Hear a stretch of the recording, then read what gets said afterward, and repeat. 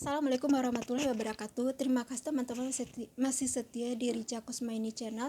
Biasanya channel saya ini membahas tentang kisah nyata keajaiban sedekah. Jadi testimoni yang berhubungan dengan sedekah. Kedepannya saya akan membahas beberapa materi selain sedekah, tapi masih ada yang berhubungan dengan agama. Bisa berhubungan dengan sholat, anak-anak, puasa, dan segala macam. Yang tak terlepas dengan video yang kali ini yang mau saya sampaikan yang berhubungan dengan sholat, dengan anak-anak, dengan orang tua. Jadi video ini saya menonton dari videonya ceramah Ustadz Adi Somad di Instagram. Ustadz Adi Hidayat ya, dari videonya Ustadz Adi Hidayat di Instagram. Jadi Ustadz Adi Hidayat itu beberapa pernah awal-awal beliau mengajar di Jakarta di sebuah pesantren, ada seorang ibu-ibu mendatangi Ustadz Adi Hidayat ini bertanya, berkeluh kesah, minta pendapat, minta jalan keluar, minta nasihat lah gitu ya, intinya berhubungan dengan anaknya. Si ibu-ibu ini berkata kepada Ustadz Adi Hidayat dengan wajah lesu, dengan cemas, dengan tertunduk gitulah, dengan sedih, keadaan sedih, dengan galaunya ya. Terus ibu-ibu ini bilang ke Ustadz Adi Hidayat, "Ustadz, anak saya tidak pernah sholat Ustadz, saya sudah menyuruhnya, sudah berdoa, sudah menasihatinya, tapi anak saya ini tidak pernah sholat, tidak mau sholat dan tidak pernah sholat lagi. Saya udah capek nih berdoa, saya udah capek nih menyuruhnya sholat, apa yang harus saya lakukan Ustadz?" Terus Ustadz Adi Hidayat menjawab begini, yang ibu lakukan adalah selama 3 hari setiap malam ibu sholat di kamar anak ibu. Dalam video itu tidak menjelaskan, kalau nggak salah saya pernah dengar itu malam-malam sekitar sholat, mungkin sholat tahajud lah ya, waktu-waktu sholat tahajud kan anak tidur di kamar tuh. Jadi malam itu selama 3 hari berturut-turut ibu masuk ke kamar anak ibu, sholat di kamar anak ibu, tidak perlu membangunkan anak ibu, tidak perlu menyuruh-nyuruh anak ibu sholat, cukup ibu berwuduk, ambil sajadah, ambil mukena, sholat di kamar anak ibu. Setelah sholat ibu berdoa seperti ini, "Ya Allah, anak ini engkau titipkan di rahimku, aku yang melahirkannya, aku yang mengandung, aku yang melahirkannya, aku yang menyusui, aku yang merawat anak ini. Ya Allah, seandainya hisabku berat pada hari akhirat karena anak ini jauh dari ajaranmu ya Allah, maka ringankanlah hisabku itu ya Allah." Jadi disuruh berdoa seperti itu ya. Dan setelah 3 hari jemaah yang Ustadz Adi Hidayat ini ya menemui Ustadz Adi Hidayat, dan beliau ini, ibu-ibu ini datang dengan perasaan gembira, senang, saking gembiranya dia bilang ini, Ustadz gitu loh. Terus Ustadz Adi Hidayat bertanya kepada ibu tuh, "Ibu, kenapa ibu terlihat bahagia banget?" Kalau Ustadz Adi Hidayat lagi senang kan begitu ya, menceritakan jemaah atau yang lagi senang kan begitu mimik wajahnya. Terus si ibu ini bilang, "Ustadz, anak saya sholat akhirnya Ustadz." Tuh kata Ustadz Adi Hidayat, "Alhamdulillah." Bagaimana ceritanya ibu, anak ibu akhirnya sholat? Jadi si ibu ini menceritakan lah, pada malam ketiga dia sholat, anaknya itu bangun minta maaf ke ibunya ini dan bermaafkan. Kata anaknya ini, "Mama, selama mama sholat di kamar saya mendengar doa-doa mama. Mama, bukannya saya tidak mau sholat mama, tapi papa tidak pernah sholat." Catat ya ibu-ibu, rekan-rekan semua, anak ini bilang dia tidak mau sholat karena ada yang dilihatnya orang tuanya, papanya tidak sholat. Jadi kalau ada anak-anak kita nih tidak sholat, tidak mengaji, tidak baca Al-Quran, tidak susah lah beribadahnya, itu evaluasi dulu orang tuanya nih, apakah orang tuanya sudah benar sholatnya, sudah benar mengajinya, puasanya, hafal Al-Qurannya gitu loh. Kalau belum, ya jangan anak disalah lah, benerin dulu orang tuanya. Kembali lagi ke ceritanya Ustadz Adi Hidayat ini ya. Jadi malam itu setelah mengetahui itu, dia bermaafkanlah ibu ini, dan santri di pesantren Ustadz Adi Hidayat ini diutus untuk mengajarkan anak ini salat ya, dengan gerakannya, dengan bacaan. Dan akhirnya beberapa waktu, bukan hanya anak ini yang tidak pernah sholat selama ini, tidak mau sholat, bisa sholat dan hafal Al-Quran 2 juz sebelum Ustadz Adi Hidayat pindah ke tempat yang lain gitu, keluar dari pesantren tersebut. Tuh kata Ustadz Adi Hidayat gini, mungkin aja sekarang anak ini udah hafal 30 juz gitu.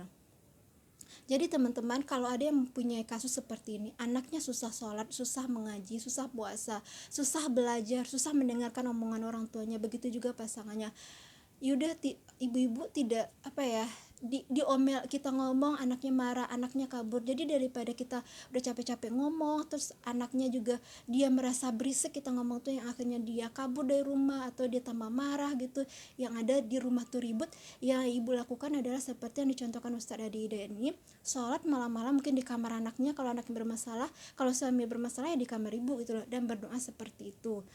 Minta pertolongan kepada Allah. Seandainya kita nih, mulut kita tidak sampai masuk ke hati anak kita, pasangan kita gitu loh, yang kita lakukan adalah genggam tangan Allah. Cukup Allah yang akan menggerakkan hati-hati orang-orang yang berada di sekitar kita, orang-orang yang kita cintai, anak kita, suami kita, pasangan kita, orang tua kita, adik-adik dan kakak kita gitu loh. Jadi pakai jalur langit ibu-ibu dan bapak-bapak, teman-teman semua.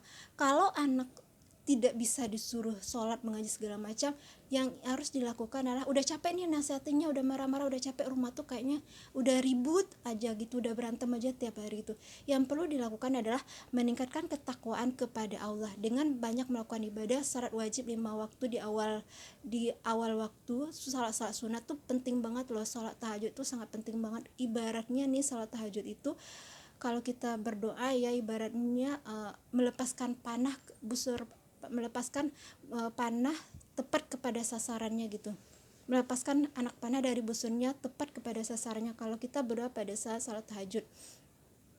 Terus ada beberapa contoh kasus yang anak-anaknya juga ada bermasalah. Kemarin video yang kemarin itu tonton ya teman-teman, yang berhubungan dengan doa ibunya sewaktu marah mengantarkan anaknya menjadi ketua Imam Masjidil Haram. Tidak hanya menjadi ketua Imam Masjidil Haram aja, tapi ketua Haramain. Ketua Haramain ini adalah orang yang mengelola 2 masjid suci, yaitu Masjidil Haram dan Masjid Nabawi. Dan itu orang tuanya marah. Pada saat orang tuanya marah, dia berkata begini. Yang dilakukan anaknya pada saat orang tuanya marah itulah anaknya ini mengambil segenggam pasir dan menaburkan ke makanan yang telah disediakan orang tuanya untuk menyambut tamu. Jadi teman-teman bisa bayangkan berapa marah dongkolnya hati ibunya. Tapi yang dilakukan ibunya adalah bilang ke anak ini, pergilah kamu ke masjid, nanti kamu akan menjadi imam masjid. Dan sekarang bukan hanya pergilah kamu ke masjid, nanti kamu akan menjadi imam besar. Dan terbukti ya teman-teman, bukan imam besar Masjidil Haram, ketua imam besar Masjidil Haram dan ketua Haramain itu melebihi imam-imam yang lain loh, itu posisinya ya. Saya juga pernah mendengar cerita Ustadz Abdul Somad. Kita kenal Ustadz Abdul Somad sekarang, yang paham Al-Quran, paham hadis. Terus kalau pertanyaan-pertanyaan itu langsung dijawabnya tuh berdasarkan kitab ini dari ulama ini gini-gini. Beliau ini mengutip dari pendapat banyak ulama-ulama besar. Itu gimana ya biar anak kita bisa menjadi kayak Ustadz Abdul Somad gitu loh, pikirannya, kecerdasannya, kesolehannya. Jadi pernah suatu hari Ustadz Abdul Somad ini bercerita, ada seorang majamaah ibu-ibu dari Malaysia ingin bertemu dengan ibunya Ustadz Abdul Somad ini. Pada saat udah ditemukan sama emaknya waktu itu masih hidup, dan Ustadz Abdul Somad duduk di sampingnya. Yang jamaah dari Malaysia ini bertanya, ibu, amalan apa yang ibu lakukan akhirnya ibu mendapatkan anak sesoleh Ustadz Abdul Somad ini, ulama besar ini. Dan Ustadz Abdul Somad itu juga pernah cerita bahwa beliau pada saat sekolah dasar beliau ini pindah selama 3 sekolah dasar. Pindah bukan mengikuti orangnya pindah-pindah, orang tuanya pindah kerja kan, mungkin ada orang anak tuh sering pindah karena mengikuti orang tuanya pindah kerja, tapi enggak, ini pindah karena dia dikeluarkan dari sekolah, karena dia tidak mau sekolah, karena dia tidak lulus di sekolah tersebut, jadi carilah sekolah lain gitu loh. Bahkan beliau pernah libur apa ya, tidak masuk sekolah selama 6 bulan. Tuh ibunya, maknya Ustadz Abdul Somad ini udah pusing banget gitu loh. Jadi emaknya menjawab, akhirnya anaknya Ustadz Abdul Somad bisa sukses ini. Amalannya dilakukan emaknya Ustadz Abdul Somad adalah selama hidupnya beliau ini selalu bangun jam 2 pagi, kemudian sholat tahajud, sholat witir, baca Al-Quran, baca sholawat sampai subuh masuk. Terus tak lupa puasa Senin Kamis, terus membaca la ilaha illallah di depan kamarnya Ustadz Abdul Somad ini. Aku lupa deh berapa banyaknya. Jadi teman-teman, kalau anaknya berprestasi banget, apalah kayak Ustadz Abdul Somad ini udah cerdas, sudah soleh, ilmunya, pengetahuannya luas gitu, sampai mendapatkan anugerah gelar profesor dari salah satu universitas di Brunei Darussalam karena menghargai keluasan ilmu beliau ini. Yang dilakukan ibu atau emak Ustadz Abdul Somad ini adalah melebihi rata-rata yang dilakukan oleh ibu orang tua pada umumnya. Beliau ini selama hidupnya bangun jam 2 pagi, kemudian sholat tahajud, sholat hajat, sholat witir, sholat banyak-banyak, baca Al-Quran, baca sholat sampai masuk, baca doa-doa yang lain sampai masuk sholat subuh, dan tidak lupa puasa Senin dan Kamis sampai akhir hayatnya. Bahkan beliau meninggal hari Kamis itu, hari Senin pada usia 70 tahun itu, pada saat beliau puasa.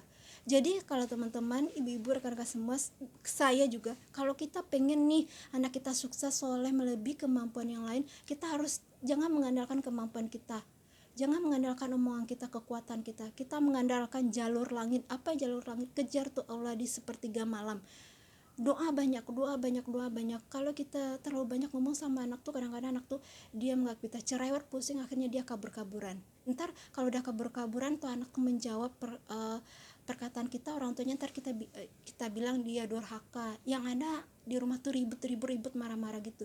Yang dilakukan adalah dengan cerita Ustadz Abdul Somad ini dan yang diceritakan oleh Ustadz Ado Dayat, yang bisa saya simpulkan adalah kejar Allah, jalur langit di sepertiga malam setiap hari, perbanyak baca Al-Quran yang seperti yang diceritakan ini, atau riyadhah yang amalan-amalan yang lain seperti baca Al-Fatihah 41 kali sama 41 hari. Pokoknya perbanyaklah ibadah amal soleh. Kalau ada dari teman-teman yang punya masalah seperti ini, silakan share di kolom komentar ya, atau pengen melakukan seperti ini nih, silakan boleh share di kolom komentar. Tonton video saya setiap Senin, Rabu, dan Jumat jam 12 ya. Sekian video saya kali ini, ketemu dengan video berikutnya. Assalamualaikum warahmatullahi wabarakatuh.